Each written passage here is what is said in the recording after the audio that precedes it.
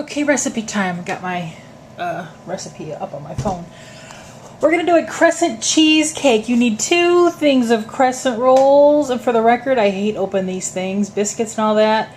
I don't mind if they don't pop in my hand, but ever since I was a kid, they've scared the crap out of me. And for the middle layer, you're going to need a cup of sugar, 2 8-ounce packages of cream cheese, and how much of vanilla? I think a teaspoon. Let me double check.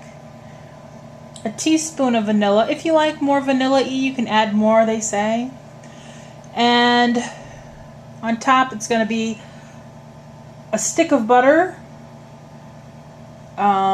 which I'm going to melt in the microwave.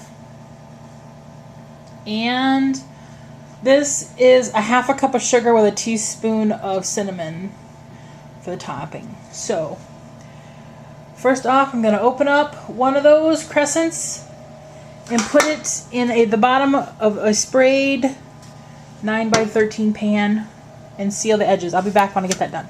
There's my bottom layer. I just kind of pinched the seams together and got it in my pan. And by the way, the oven is preheating at 355. It's preheating now. Now I'm going to go on to the cheesecake center layer. Be back. In this bowl, I put the 2 softened 8-ounce packages of cream cheese, the cup of sugar, and I actually put maybe a teaspoon and a half of vanilla because I wanted just a little more vanilla. And now I'm going to blend this up. Look how beautiful it looks after it's all whipped together. And now we're going to put it on top of the croissants. Just a little at a time. Let's see if I can film a little bit of this. I'm just going to spoon it and spread it. So let's see how I can do. I'll be back. Okay, that's all spread in there. And now I'm going to open up the other Crescent roll and put a top cover on it. I got the other Crescent on top. I don't quite have it perfect, but it's good enough. Now I'm going to pour this melted butter over the top.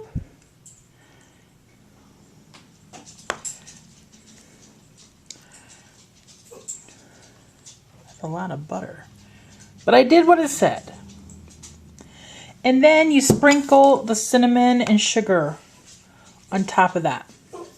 I'll get that done and I'll show you. Well, there it is. I think the lens is really dirty.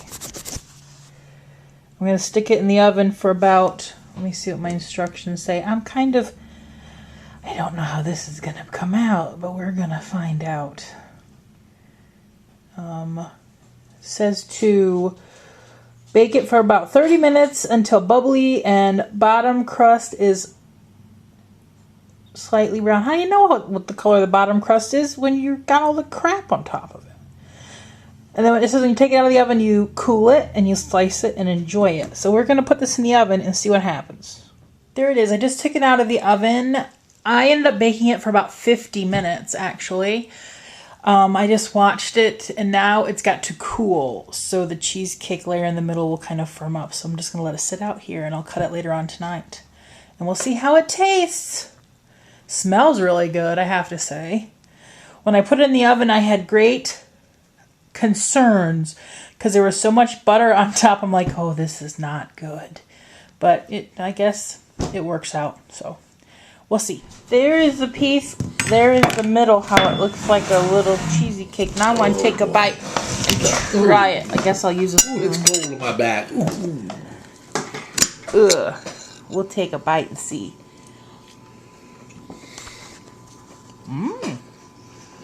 It tastes good.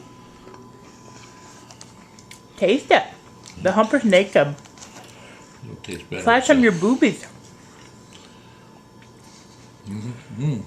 Because this one. He's having butter pecan on his, and I'm putting a little moose tracks on mine. But it is really good. I had my doubts when all that butter was on top, but apparently that's how it's supposed to go. Do you like it?